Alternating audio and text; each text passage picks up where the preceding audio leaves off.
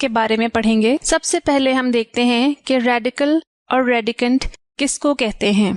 If x power n is equal to a, तो इस expression को सिंप्लीफाई करने से हमारे पास आता है x is equal to nth root of a, यानी a पावर 1/n। ये दो नंबर जो आपको रेड बॉक्सेस में दिखाई दे रहे हैं, इनको रेडिकल कहते हैं। इस रूट के साइन के अंदर वाले नंबर को, यानी इस केस में a को रेडिकेंट कहा जाता है।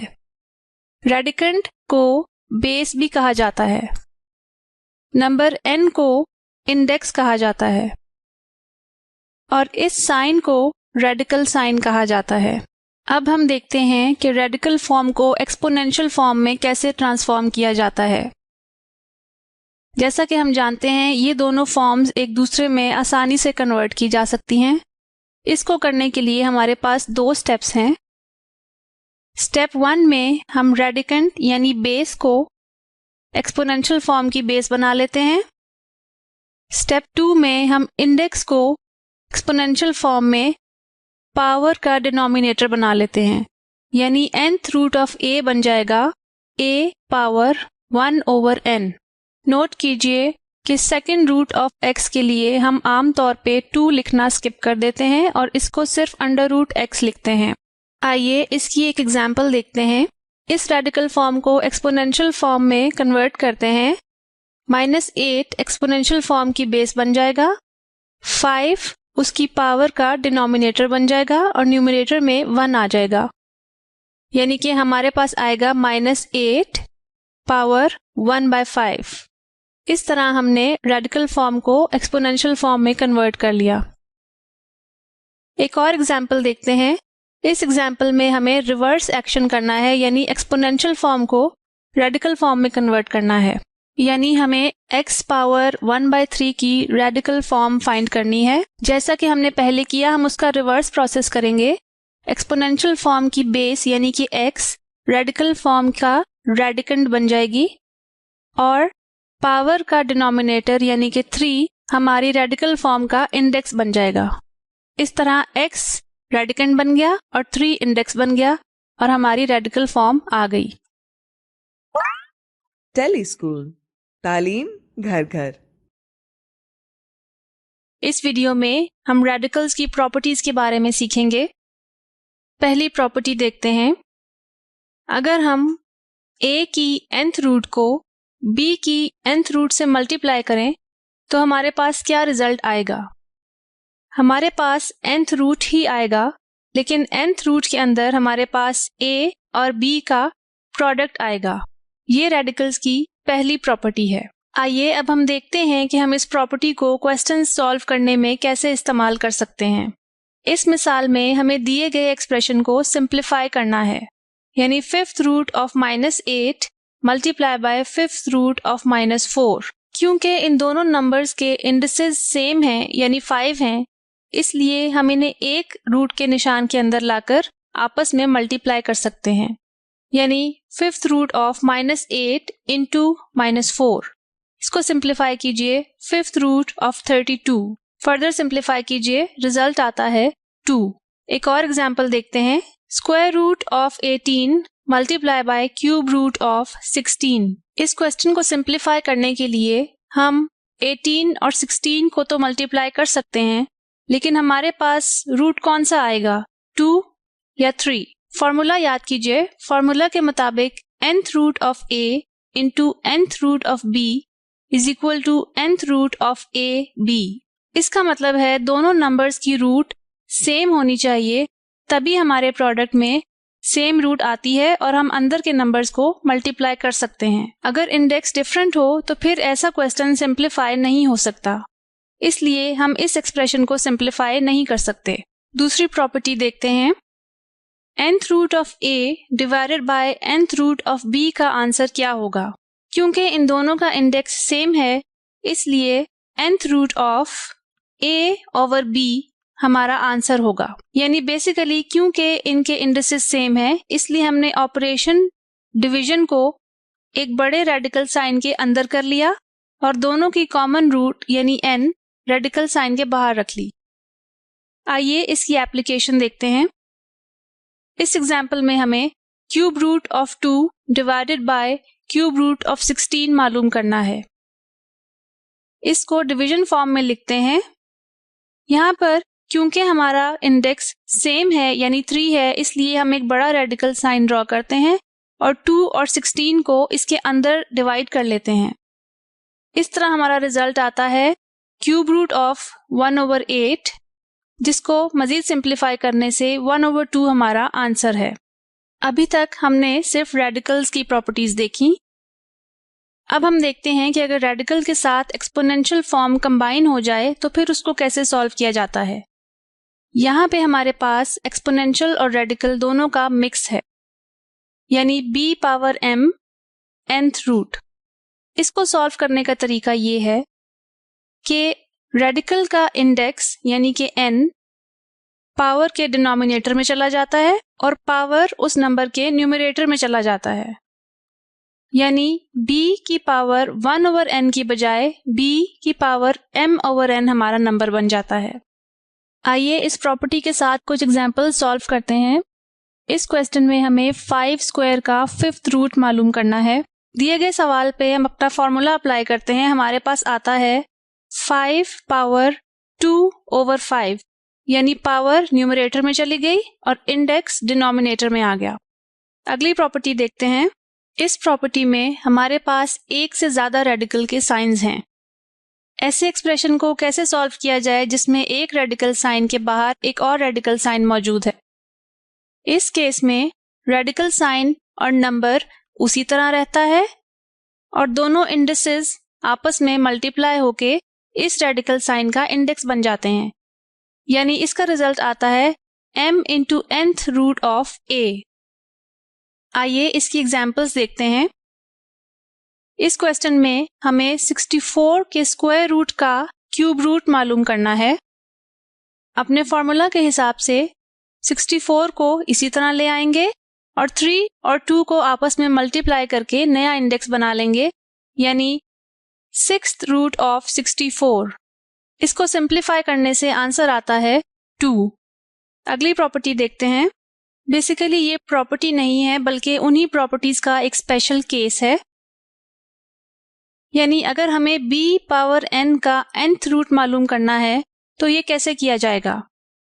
जैसा कि हमने पहले सीखा, इस केस में b बेस बन जाता है, हमारा पावर न्यूमरेटर में चली जाती है और इंडेक्स डिनोमिनेटर में आ जाता है, इसलिए हमारे पास आ जाएगा b⁻n/n।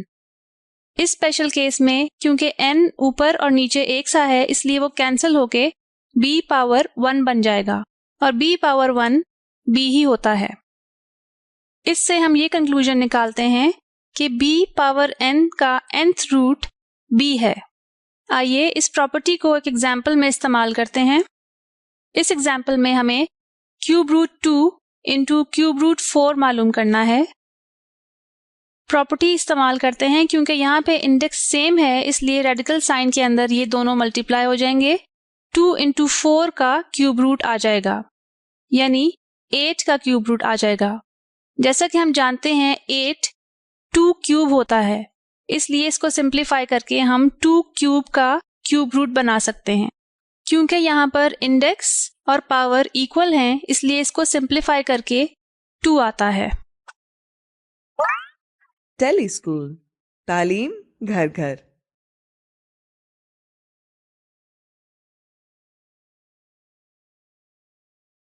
फर्ज करें कि आपको 3 ज़रब 3 लिखने का कहा गया हो।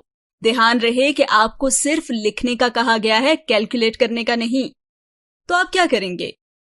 आप पेन से कागज पर 3 ज़रब 3 लिख देते हैं। यहां हमने 3 को 3 से सिर्फ एक मर्तबा ज़रब दिया है। चलें अब ये फर्ज कर लेते हैं कि आपको 3 ज़रब 3 ज़रब 3 लिखने का कहा जाए और आप 3 ज़रब 3 ज़रब 3 लिख देते हैं। तो इस मिसाल में हमने ये किया कि 3 को खुद से 2 मर्तबा ज़रब दी, 3 ज़रब 3 और फिर ज़रब 3। अब अगर आपको 3 ज़रब 3 ज़रब 3 7 मर्तबा लिखने का कहा जाए तो आप यकीनन उससे तंग आ जाएंगे, लेकिन इसके सिवा आप और कुछ कर भी नहीं सकते। तो आप 3 ज़रब 3 7 मर्तबा लिखेंगे। मैं जानती हूं कि आप क्या सोच रहे होंगे, यही कि यह अदद जितनी ज्यादा मर्तबा लिखा जाए उतने ही आप उकताए जाएंगे और ये जुमला उतना ही ज्यादा लंबा होता जाएगा। तो सवाल ये पैदा होता है कि क्या इस तरह के ऑपरेशंस को लिखने का कोई आसान तरीका भी है? वैसे मैं यहाँ किस ऑपरेशन की बात कर रही हूँ?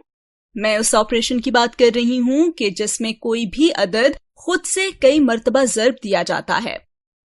तो सवाल का जवाब यह है कि जी हाँ, ये अमल मुख्तसर करके लिखा जा सकता है। और इसी बात से हम अपने मौजू कुव्वत नुमा यानी एक्सपोनेंट्स पर आते हैं। 3 ज़रब 3 को 3 की सुपरस्क्रिप्ट में 2 की शक्ल में भी लिखा जा सकता है और इसे 3 की ताकत 2 या रेज़ टू 2 पढ़ा जाएगा। लेकिन ये 2 कहां से आया? दरअसल ये हमारे जुमले में मौजूद 3 की तादाद की वजह से है, यानी यहां हमारे पास 2 3 हैं, तो इसलिए हम 3 की ताकत 2 लिखेंगे। दूसरी मिसाल में हमने 3 3 देखे थे, इसलिए ये 3 की ताकत 3 लिखा जाएगा। चलें अब आप बताएं कि हमारे पास कुव्वत नुमा में ये 3 कैसे आया। ये ऐसे कि इबारत में 3 बार 3 लिखा हुआ था। और अब आखिरी मिसाल में हमारे पास 1 2 3 4 5 6 7 3 मौजूद हैं। तो हम इस 7 मर्तबा 3 वाली तवील इबारत को 3 की ताकत 7 लिखेंगे। फर्ज करें कि अगर हमारे पास कोई अदद मसलन ए हो जो खुद से कई मर्तबा ज़र्ब हो रहा हो, तो हम उसे ए ज़र्ब ए ज़र्ब ए ज़र्ब ए वगैरह लिखते हैं। और अगर वो n मर्तबा खुद से ज़र्ब दिया जाए तो हम a की कुव्वत n लिखते हैं। यहां a असास यानी बेस है और n को कुव्वत नुमा यानी एक्सपोनेंट कहा जाएगा। पेश की गई इन 3 मिसालों में हमारे पास सबकी असास एक ही थी, यानी 3, और कुव्वत नुमा बदलता रहा। पहली मिसाल में कुव्वत नुमा 2 था, दूसरी में 3 और आखिरी मिसाल में कुव्वत नुमा 7 है।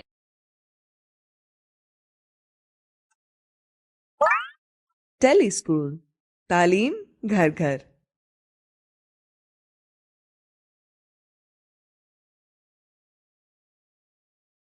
क्या आप जानते हैं कि ऐसे जुमले या एक्सप्रेशन की कीमत कैसे मालूम की जाती है? गौर करें कि हर नंबर की कोई ना कोई कुव्वत नुमा या ताकत यानी एक्सपोनेंट है। लेकिन ये एक्सपोनेंट्स होते क्या हैं? ये समझने के लिए इस नंबर को देखते हैं। इस नंबर को 2 की ताकत 3 पढ़ा जाता है, जिसमें 2 को असास या बेस और 3 को एक्सपोनेंट कहते हैं। 2 की ताकत 3 का मतलब है 2 ज़रब 2 ज़रब 2, यानी बेस कुल 3 बार ज़रब हो रही है। अब इस एक्सप्रेशन को देखते हैं। हम एक्सपोनेंट्स वाले नंबर्स की ज़रब और तकसीम करते कैसे हैं? कुव्वत नुमा के कवानीन यानी लॉज ऑफ एक्सपोनेंट्स के जरिए। सबसे पहले हम हासिल ज़रब के 2 कवानीन यानी प्रोडक्ट लॉज को देखते हैं। पहला कानून एक जैसी बेस वाले नंबर्स के लिए है, जिसके मुताबिक अगर बेस a के एक्सपोनेंट m को एक दूसरे नंबर से ज़रब दें जिसकी बेस भी a और एक्सपोनेंट n हो, तो हासिल ज़रब में एक ही बेस के साथ एक्सपोनेंट्स को जमा करते हैं। दूसरा कानून एक जैसे एक्सपोनेंट्स के लिए है।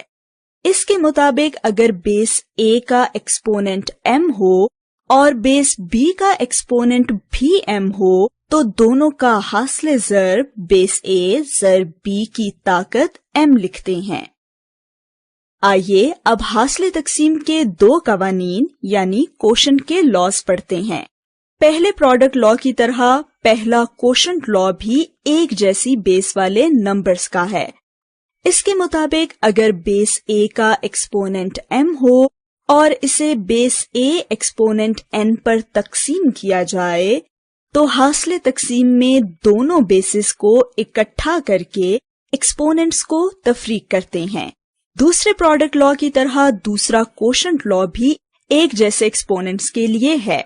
इसके मुताबिक अगर बेस a के एक्सपोनेंट m को बेस b के एक्सपोनेंट m पर तकसीम किया जाए, तो इसे बेस a तकसीम b का एक्सपोनेंट m लिख सकते हैं। इसके बाद कुव्वत का कानून यानी पावर लॉ है। जिसके मुताबिक बेस a की ताकत m का एक्सपोनेंट n हो तो इसे बेस a का एक्सपोनेंट m ज़र्ब n लिखा जा सकता है। फिर सिफ्र कुव्वतनुमा यानी जीरो एक्सपोनेंट का लॉ है, जिसके मुताबिक किसी भी बेस का एक्सपोनेंट जीरो हो तो वो 1 के बराबर होगा। आखिर में मनफी कुव्वतनुमा यानी नेगेटिव एक्सपोनेंट्स का लॉ है, जिसके मुताबिक बेस a के एक्सपोनेंट मनफी m को 1 बटा बेस a एक्सपोनेंट m लिखा जा सकता है। अब इन लॉस की मदद से इस एक्सप्रेशन की कीमत मालूम करते हैं। सबसे पहले नसब नुमा यानी डिनोमिनेटर को हल करते हैं। 6 की ताकत मनफी 1 ज़र्ब 6 की ताकत मनफी 2। क्योंकि दोनों नंबर्स की बेस बराबर है, हम पहला प्रोडक्ट लॉ इस्तेमाल कर सकते हैं। इस लॉ के मुताबिक सेम बेस के एक्सपोनेंट्स को जमा किया जाता है। इस तरह हमें 6 की ताकत मनफी 1 जमा मनफी 2 हासिल होता है, जिसका जवाब 6 की ताकत मनफी 3 जवाब आता है। अब हम इस रकम को शुमार गुनिंदा यानी न्यूमरेटर में लेके जाना चाहते हैं। कौन सा कानून फ्रैक्शन की न्यूमरेटर और डिनोमिनेटर की जगह बदलने देता है? नेगेटिव एक्सपोनेंट्स का लॉ। तो 1/6 की ताकत मनफी 3 को 6 की ताकत मनफी 3 के तौर पर लिखा जा सकता है, जिससे हमें 6 की ताकत 3 हासिल होता है। अब हमारे पास 6 की ताकत 3 तकसीम 2 की ताकत 3 है। क्योंकि हम एक जैसे एक्सपोनेंट्स वाले नंबर्स को तकसीम कर रहे हैं, तो कोशेंट का दूसरा कानून इस्तेमाल कर सकते हैं। इस तरह 6 तकसीम 2 कुल की ताकत 3 हासिल होता है, यानी 3 की ताकत 3, जिसका जवाब 27 है। आइए एक मश्क करते हैं। एक्सपोनेंट्स के लॉ का इस्तेमाल करते हुए इस एक्सप्रेशन को हल करें। 2 की ताकत 6 ज़र्ब 3 की ताकत 6 तकसीम 6 के मुरब्बे यानी स्क्वायर की ताकत 3। इसे हल करने के लिए कुछ वक्त लें। पहली 2 रकमों के एक्सपोनेंट्स बराबर हैं, तो हम प्रोडक्ट का दूसरा लॉ इस्तेमाल करते हैं। 2 की ताकत 6 ज़र्ब 3 की ताकत 6 से 2 ज़र्ब 3 की ताकत 6 हासिल होता है। अब हमारे पास 6 की ताकत 6 तकसीम 6 स्क्वायर्ड की ताकत 3 बचता है। हम 6 स्क्वायर्ड की ताकत 3 को ताकत लॉ के जरिए हल करते हैं, जिसमें दोनों एक्सपोनेंट्स यानी 2 और 3 को ज़र्ब दिया जाता है। अब हमारा एक्सप्रेशन 6 की ताकत 6 तकसीम 6 की ताकत 6 है। ये सेम बेस वाले नंबर्स की तकसीम है, तो पहला कोशेंट लॉ इस्तेमाल होगा। हम नंबर्स को इकट्ठा करके एक्सपोनेंट्स को तफरीक करते हैं। 6 की ताकत 6 तफरीक 6, इससे 6 की ताकत 0 मिलता है और 0 एक्सपोनेंट के लॉ के मुताबिक इसका जवाब 1 है। इस वीडियो में हमने एक्सपोनेंट के लॉस के बारे में पढ़ा। प्रोडक्ट के 2 लॉस, कोशेंट के 2 लॉस, पावर लॉ, 0 एक्सपोनेंट का लॉ और नेगेटिव एक्सपोनेंट्स का लॉ। हमने इन लॉस को इस्तेमाल करके एक्सप्रेशंस की कीमत मालूम करना भी सीखा।